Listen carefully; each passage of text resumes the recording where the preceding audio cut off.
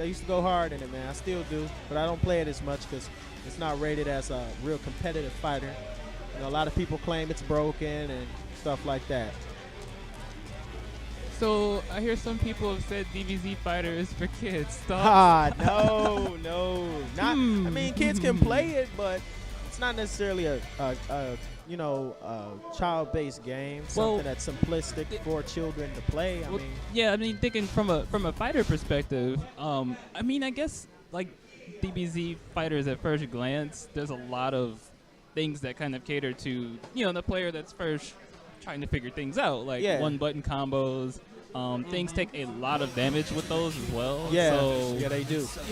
it's beginner friendly. I feel like if you're trying to like get into a fighting game, a 2D fighting game, that game is perfect for you. Yeah. Because I mean, you can have success with minimal knowledge of that game to some degree. You can. To You some can. degrees. But as far as you people who are out there watching and you're thinking like you're going to hop on with anybody and just Eddie Gordo somebody, no.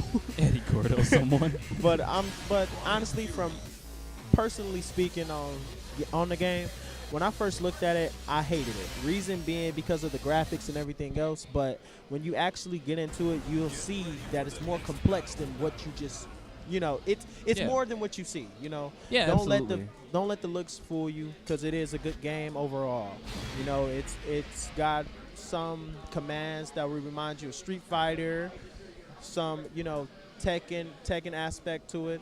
It's pretty Right. good. And then on top of it all, if you're a real DBZ fan, it takes you back to the days where you used to play Budokai Tenkaichi and Budokai and stuff like that with the visuals of the game. Well, but better. visuals, yeah. Yeah. I was gonna say those games played really differently. But Yeah, but the visuals of the game takes you back to that safe place back when you were kids, man, gaming on the same system in each other's faces before we had online. Or even though the PS2 did have online, but most people didn't know about it. I didn't. Yeah. I didn't at all. I didn't know it had an Ethernet port in the back. Oh yeah. Well, it depends on what kind of PlayStation you had. Yeah, the Slim. Yeah. Uh-huh. But cool. So we got some. So I like this. matchup. Oh my right here. God, he says Eddie Gordo's the best player in Tekken.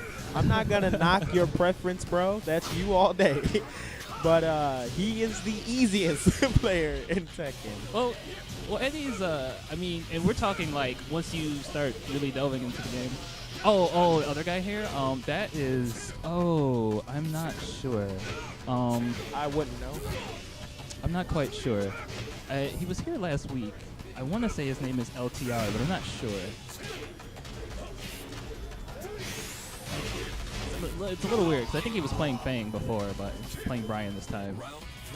But honestly, my aspect on Eddie, my input on him is he's as good as the player who's playing him. So if you really take time and develop Eddie, and put skill into him and work, he can be something else. But for the most part, he is a easy character to get into Tekken with. Reason being because he has some easy streams to learn. Yeah, definitely. He's a beginner-friendly character. At a high level, once you really understood Tekken, you'll find that he has a lot of limitations. That was a really nice combo. He has a lot of limitations for sure. Yeah. But see, the thing about an Eddie is he's got some good mix-ups, but for the most part, a lot of the things that he does are lows. So for people who are new to the game, especially those type of people who've never played games similar to it, who don't block lows and stuff like that, he can be very deadly. Right. Yeah, definitely. Oh yes. So it is. I believe it is LTR. So we have Ryujin, who's been part of this community for a really long time, and really has a really solid gym. Yeah, he does, man. He's pulling those electrics out like there's no tomorrow. He's pressuring with it good. He's using it as the pressure tool that it was meant to be. Oh wow! Hit him with a 1+2. Oh, see those electrics, man. Yeah. Keeps him in check every time. Absolutely, and it's plus on block, so on the wall that gets really deadly. You're pretty Yep. much not going to hit a button there. Well, you know, shouldn't. A lot of people use the electrics. Some people use them back to back, but then you have people who incorporate them in everyday combos, like an electric into a poke, electric into a mix-up, electric into a 50-50, and then something else. Right. Yeah. Absolutely. Like those Mishima players, in my mind, and from my point of view, they're phenomenal. I actually play Kazuya myself, and I still haven't mastered the electrics and the 50-50s. Oh yeah.